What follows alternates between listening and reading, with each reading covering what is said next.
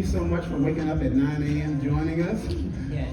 Marcus and Trent of Stuck on Swing. If you guys need to reach us, this is Facebook, Instagram, all social medias, Gmail, all that stuff.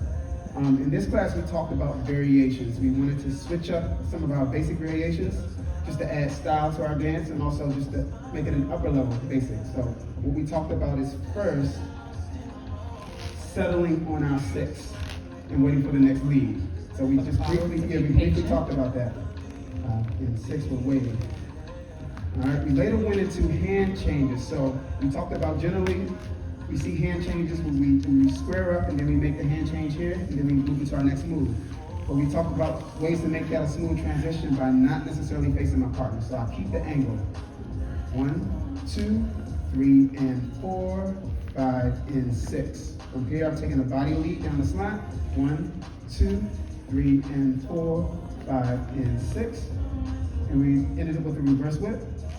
2, 3, and 4, 5, 6, 7, and 8. Now quickly, Trent, can you get on this side? We talked about aligning with our partner when we make these hand changes. So let's say if I'm doing an underarm turn, and if I don't, if I'm squared up, we're just squared up here. Nothing's wrong with this, but we wanted to up this connection, meaning that the leader and or the follower would adjust. So we're moving 1, 2, 3, and 4, 5, and 6, so that we're arm to arm. If I did a sugar push, this feels really nice. It's a very nice compression here, versus if I'm here, the center of the connection is more so, So huge difference from going here than being side to side. All right. And for the followers, we talked about just kind of opening up in terms of anglement on your anchor. So we did an underarm turn, and then we used that and we opened up on the 5 and 6, and then we began to square back up on the and 1, 2, 3, and 4, 5, and 6. Strap from this side. Okay.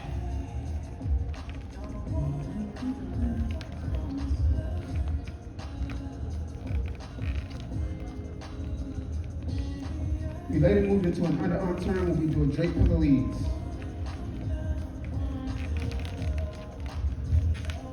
Again, we're going arm to arm, shoulder to shoulder. Yep.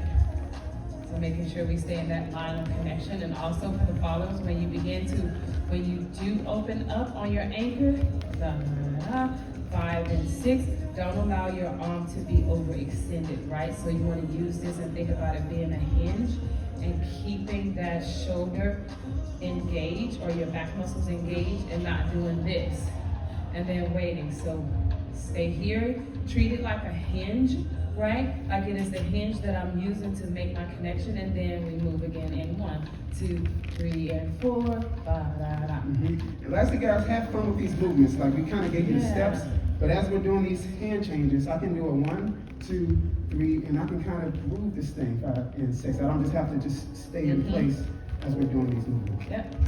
And that's it. Thank you, guys. We Thank you appreciate guys for waking up at 10 in the morning.